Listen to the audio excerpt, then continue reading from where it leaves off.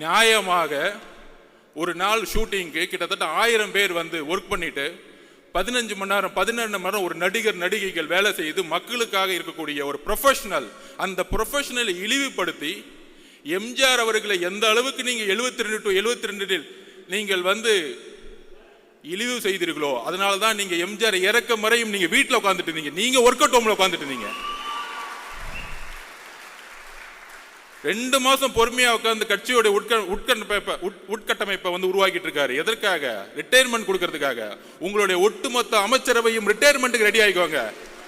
போதும், உங்களுடைய அரசியல் போதும். பார்த்து பார்த்து பார்த்து பார்த்து என்ன இளைஞர்கள் கூட்டம் இருக்கும். ஆமா, பொதுக்குழு ஃபுல்லா இளைஞர் கூட்டம். 1949 அண்ணா உருவாக்கிய போது இளைஞர்கள் மட்டும்தான் கட்சியில் இருந்தாங்க. உங்களுடைய தந்தை கலைஞர் கருணாநிதி 42 வயசுல முதலமைச்சர் ஆனாரு. அவர் மட்டும் இளைஞர் இல்லையா? இளைஞர்கள் கூட்டம் இந்த 2026 புதிய முடிவு எடுக்கும். ஒட்டுமொத்த தமிழ்நாடு மாற்றங்களை உருவாக்கும். ஸோ திமுகவோட அஜெண்டா படி இன்னைக்கு பிஜேபியோட அண்ணாமலையும் செட் பண்ணி முடிச்சுட்டாங்க. நீங்க திடீர்னு நாளைக்கு ஏன் திருப்பி வந்து அண்ணாமலை திடீர்னு வந்து ஒரு பிரச்சாரம் வைக்கும் போது நம்ம போய் அவர் திட்ட வேணாம். அதாவது கட்சியை உட்டமைக்கும் போது நான் கேட்டேன், அதோடைய ஸ்ட்ரக்சரை கேட்கும் போது நான் சொன்னேன் பொதுச்செயலாளர்கிட்ட, நான் இந்த ஐடி விங் எப்படி இருக்கும் அப்படின்னு கேட்டேன். இந்த அண்ணாமலை அவர்கள் பேசின உடனே உலகம் ஃபுல்லா ஐடி விங் இருக்கு. கட்சி நாடு இந்தியா மட்டும் இல்ல, உலகம் ஃபுல்லா ஐடி விங்க வந்து தலைவர் அவர்கள் உருவாக்கி வச்சிருக்கிறாரு. ஐடி விங்க போட்டு கொஞ்சம் கண்ட்ரோல் பண்றதுக்காக தான் ஐடி விங் இருக்கணுமே தவிர திமுக மாதிரி ஒரு 300 பேரை போட்டு யாரா திட்டலாம், ஒரு 200 ரூபா கொடுத்துட்டு யாருக்கு லைக் போடலாம், அப்பான்னு சொன்ன உடனே வந்து ட்ரெண்டிங் எப்படி உருவாக்கலாம், இந்த செட்டிங் வேலைலாம் எங்களுக்கு கிடையவே கிடையாது. சொன்ன அடுத்த செகண்ட் 2 நாள்ல கண்டென்ட்டும் கொடுக்க வேணாம், இதை செய்யுங்கன்னு சொல்ல வேணாம், அடுத்த செகண்ட் அவங்க எடுத்து போடுறாங்க டேட்டாவை. இத பாருங்க, நீங்க சொன்னதுக்கு இது பதில். நான் பொதுச்செயலாளர் சொல்ல, அண்ணே கொஞ்சம் கண்ட்ரோல் பண்ணுங்கண்ணே, போதுண்ணே போதுண்ணே விட்டுருங்கண்ணே, பாவண்ணே எவ்வளவுதான் பிரியாணி போடுவீங்க, போதும் போதும். அதனால திரு அண்ணாமலை அவர்களே, உங்களுடைய பிரதமர் மோடி அவர்களுக்கு உண்மையாக இருங்கள், உங்களுடைய தலைவர் அவர்களுக்கு உண்மையாக இருக்கு. அதனாலதான் எந்த மீட்டிங்னாலும் கூப்பிடுறதே இல்லை, அடுத்த நாள் கூப்பிடுறாங்க மீட்டிங் கூப்பிட்டா. கட்சியோடைய தலைவரை வந்து மீட்டிங்லேயே வச்சுக்கிறது இல்லை. ஸோ உங்க கட்சிக்கு பூத் கமிட்டி மீட்டிங்லே இல்லை, அதுக்குள்ள ஏன் கட்சியை பார்த்து ஏன் தலைவரை பார்த்து என்ன ஒரு பெண்களை நோக்கிய விமர்சனம் எழுதி வைத்துக் கொள்ளுங்கள். பெண்களை நோக்கிய விமர்சனம் தூக்கி எறியப்படுவார்கள் தமிழக அரசியலில், எழுதி வைத்துக் கொள்ளுங்கள்.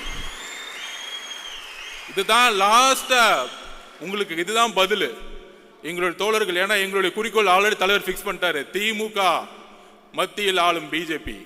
எங்களுடைய குறிக்கோள் ரொம்ப ஸ்ட்ரைட்டா இருக்கு. சும்மா திடீர்னு திமுக செட் பண்ணி தாவேக்கள் குழப்பம், ஜாதி பிரச்சனை, இங்க எங்கப்பா ஜாதி இருக்கு? எங்களுக்குள்ள ஒரு ஜாதியும் கிடையாது. இந்த ஜாதியை உருவாக்குனது நீங்க. 70 வருஷமா திமுக தான் ஜாதியை உருவாக்கி தேர்தல் அரசியல் வச்சிட்டு இருக்கீங்க. யாருக்கு தெரியுதோ? எனக்கு தெரியும், அங்கிருந்தா வந்த வேலை பார்த்துட்டு. உடனே கேட்பாங்க, நீங்க அங்கதானே வேலை பார்த்தீங்க? திரு எம்ஜிஆர் அவர்களும் 20 வருஷத்துக்கு மேல அங்கதான் வேலை பார்த்தாரு, உண்மை தெரிஞ்சிச்சு, வெளியே வந்துட்டாரு, அவ்வளவுதான் சப்ஜெக்ட். எம்ஜிஆர் நடிச்சிருந்தா உட்காந்து கான்ட்ராக்ட் வாங்கிட்டு சம்பாதிச்சுட்டு இருக்கலாமே, ஏன் வெளியே வந்தாரு? அண்ணாவுடைய குறிக்கோளை நிறைவேற்ற முடியல, வெளியே வந்தாரு. ஜெயிச்ச பிறகு அண்ணாவோட குறிக்கோளை நிறைவேற்றினார். இன்றைக்கு அண்ணாவுடைய குறிக்கோளையும் பெரியார் அவர்களுடைய குறிக்கோளையும் நிறைவேற்றக்கூடிய ஒரே தலைவர் எங்களுடைய தலைவர், ஒரே கட்சி தமிழக வெற்றியோட கழகம். ஏனென்றால் இன்றைக்கு வரைக்கும் அறிவாலயத்தில் நீங்க பெரியார் போட்டோ வச்சது இல்ல, இன்றைக்கு அறிவாலயத்தில் அம்பேத்கர் சிலை நீங்க வச்சது இல்ல. நீங்க சமூக நீதி பத்தி பேசிட்டு இருக்கீங்க. என்ன சமூக நீதி? என்ன சமூக நீதி இருக்கு? வேங்கவேல் பிரச்சனைல யாரு தவறு செய்தா அப்படின்னு பார்த்தா, யாரு வந்து தண்ணியை குடிச்சாங்களோ அவங்களே தவறு செஞ்சுட்டாங்க. என்ன ஒரு சட்டம் ஒழுங்கு, வா வா சூப்பர். என்ன ஒரு அப்பா, யாராச்சும் போய் கம்ப்ளைண்ட் கொடுத்தா போதும், யாராச்சும் கம்ப்ளைண்ட் கொடுத்தா விசாரணைலாம் கிடையாது, அவங்க மேலேயே பழிய போட்டுரு, கேஸ் முடிஞ்சு, ஃபைல் க்ளோஸ்டு. இதுதான் இன்னைக்கு சட்டம் ஒழுங்கு. ஒரு பெண்ணு போய் பிரச்சனைன்னு சொல்லிட்டு அண்ணா கொடுத்து எஃப்ஐஆர் லீக் பண்ணிரு, அந்த பெண்ணை வந்து கேவலமா பேசட்டும் சமூகம். இதுதான் காவல்துறை. நம்ம காவல்துறையை திட்டுறோம், காவல்துறையெல்லாம் திட்டவே கூடாது. காவல்துறையை யார் கண்ட்ரோல் பண்ணிட்டு இருக்கா? நம்மளுடைய அப்பா ஹோம் மினிஸ்டர் தான் அப்பா, வேற யாரு?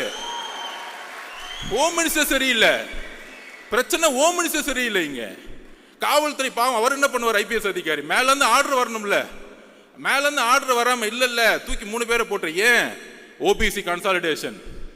இந்த அரசியல தூக்கி எறிங்க. தலித் மக்களை ஏன் தலிதா பார்க்க கூட மனிதனா பாருங்க. ஒரு பிரச்சனை ஒரு குழந்தைக்கு, அது யாரா இருந்தா என்ன, அது யாரா இருந்தான்னு கேட்டேன். அக்ரகாரத்துல ஒரு பிராமின் வந்து குடிச்சாலும் நான் கொஸ்டின் கேட்போம். எந்த ஜாதியா இருந்தாலும் எங்களுக்கு கவலை இல்லை. மனிதம் தான் என்னுடைய தலைவருக்கும் எங்களுக்கும் முக்கியம். மனிதத்தை நேசியுங்கள். ஒரு தவறு நடந்தால் ஒரு காவல்துறை எடுக்கக்கூடிய முடிவுகள் அரசியல் ரீதியாக இருக்கிறது. அதனால்தான் காவல்துறைக்கு வந்து இன்னைக்கு வந்து கை வந்து கட்டப்பட்டிருக்கு. ஆனா இங்க இருக்கக்கூடிய அரசியல்வாதிகள் இல்ல காவல்துறை தவறு செய்யுது, காவல்துறை இயக்கக்கூடிய அதிகாரம் தான் தவறு செஞ்சுட்டு இருக்கீங்க. அதை நாம் உணர்த்தணும்.